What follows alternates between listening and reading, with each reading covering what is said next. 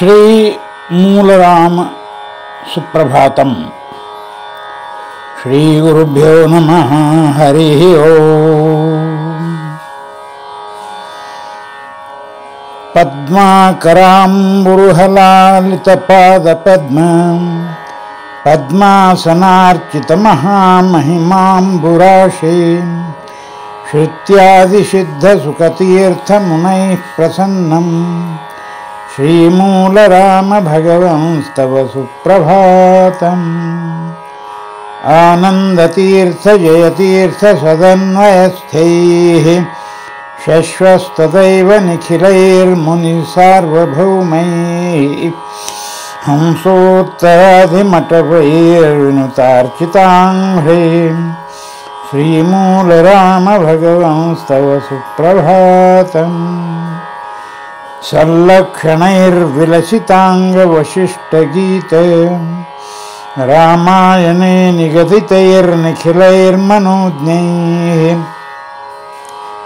नित्याभियुक्तजनकात्मजया समेतः श्रीमूलराम भगवंस्तव सुप्रभातम्।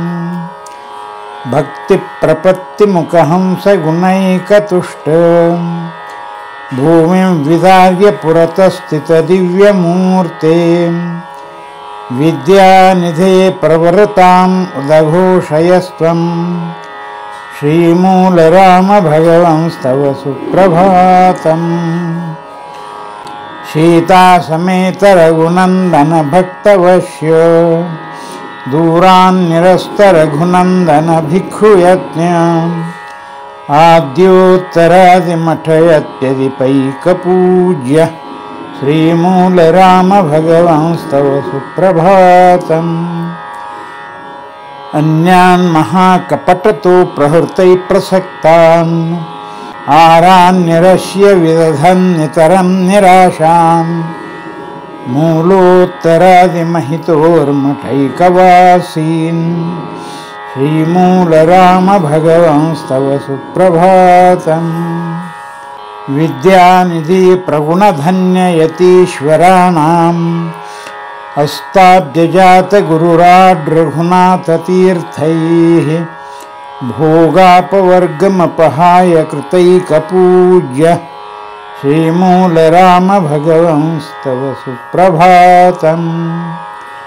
भीमानदी सरयुचण्डजलप्रवाहं पादातीयायि रघुवर्य यतीश्वराणां शिष्यप्रवेकमुनिवर्य रघूत्तमेज्य श्रीमूलराम भगवंस्तव सुप्रभातम्।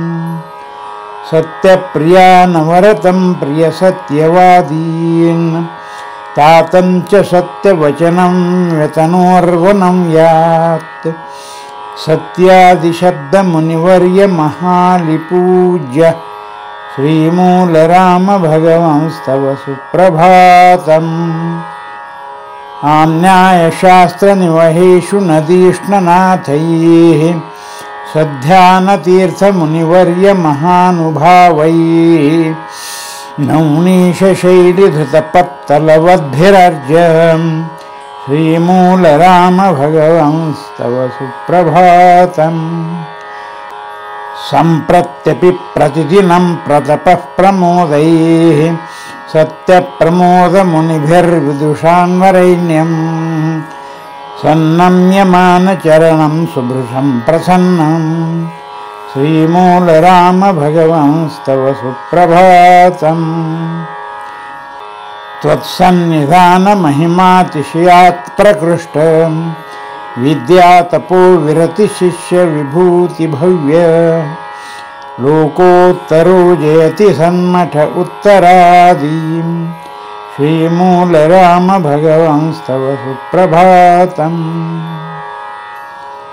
श्रीमूलरामामल सुप्रभातं श्रद्धाभरात् सम्पठतो जनौघान् पूर्णायुषो शेषदिनप्रवाहं पुनोति भव्यास्तव सुप्रभातम्। मूलरामस्तुतीर्यं प्रभाते पठतां सतां निर्धस्त्वा निश्चनिजया समस्ताभीष्टदा भवेत्। श्रीदिग्विजयरामो जयते। श्रीकृष्णार्पणमस्तु।